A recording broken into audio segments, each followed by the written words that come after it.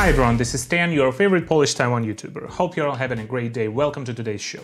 Today, let's talk about the Xinjiang Police Files. By now, you probably all know about those documents accessed by hackers. Since Russia invaded Ukraine, the world hasn't been paying as much attention to China's human rights atrocities.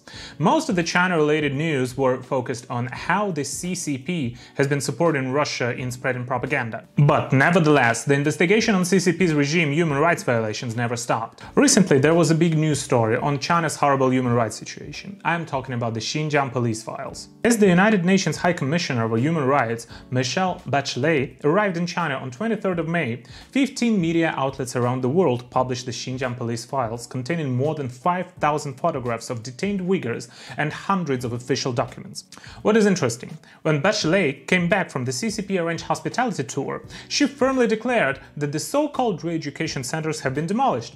She has visited a prison in Kashgar, where she saw prisoners and an internal court of appeal, and said that her access was pretty open, pretty transparent. Of course, this kind of genocide-denying behavior has been criticized by human rights advocates and Uyghur organizations abroad.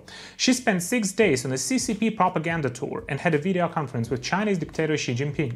Chinese state media reported that Bachelet supports China's views on human rights, or to put it bluntly, no human rights. According to the BBC report, most of the documents in Xinjiang Police Files are dated between 2017 and 2018. The hackers accessed police computer servers in the Xinjiang region and passed them to the Victims of Communist Memorial Foundation's Xinjiang scholar, Dr. Adrian Zenz. Forensic expert at the University of California, Berkeley, Hani Farid, analyzed those images and confirmed that those are not forged. All of the images are real photos of real people. Many Uyghurs abroad recognize their lost relatives and friends on those photos. According to the further analysis by Adrian Zenz, only in Shufu County, a total of 22,762 residents have been either in a camp or prison during 2017-2018, which is around 12% of the total adult population of that county. And if the same proportion is applied to the whole Xinjiang region, or the territory of East Turkestan, the most conservative estimate is that at least 1.2 million Uyghurs and other minorities have been illegally detained by the CCP. And if you look at the official documents, you realize that the crimes those Uyghurs got detained for are very strange.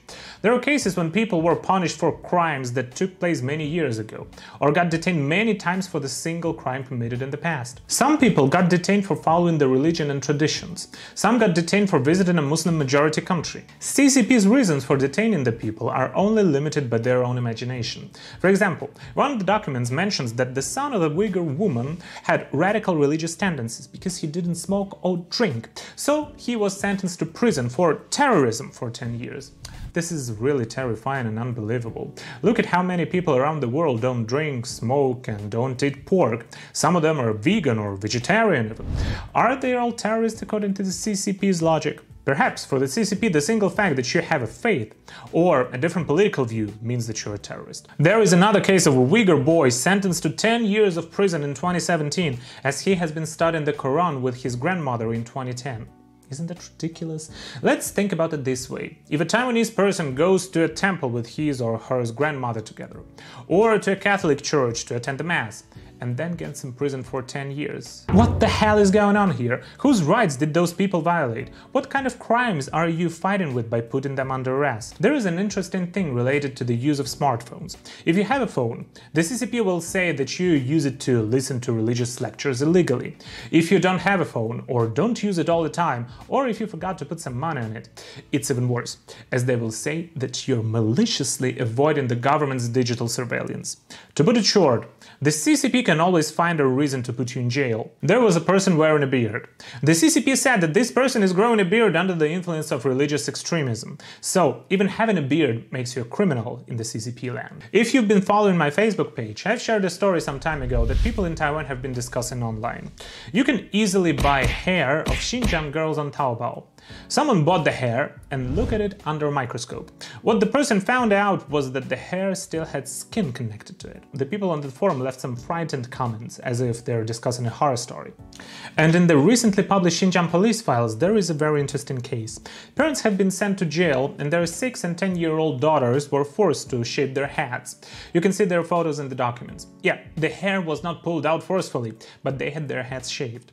It really looked similar to what the Nazis did to the minorities. atrocities. Now, in the Auschwitz Museum, you can see the hair of the people who were brought to the extermination camp. There is a whole room there filled with hair of prisoners, most of whom were Jews.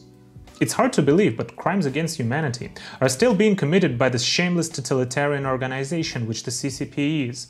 This is a shame on the whole human civilization that those things are still happening. It is not surprising that the CCP, as usual, denies all allegations. Whether if we're talking about the Uyghur tribunal in London, when there was yet no verdict, the Ministry of Foreign Affairs of the CCP around China directly described the tribunal as a court arranged by anti-China forces.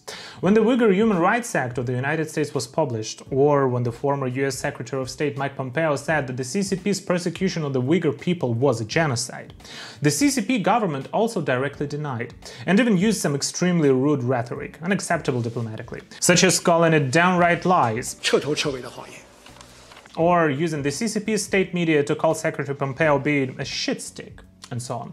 In addition to the aggressive response to the CCP government, they also used media propaganda to whitewash their human rights atrocities by creating fake accounts, most of which are accounts of Han people pretending to be Uyghurs. This is how a large number of accounts called Xinjiang Police have popped out all over the internet. Most of them are girls who talk about their life in Xinjiang, and then at the same time saying that there is no genocide in Xinjiang. There is also another type of video popular with Chinese propaganda. I'm talking about those videos of Uyghurs reading the same script on how bad Secretary Pompeo is. Pompeo 所说的强制绝育、种族灭绝，简直就是一排胡言。最近呢，我从网上看到这个蓬佩奥对新疆有一些言论，什么种族灭绝，没有人身自由。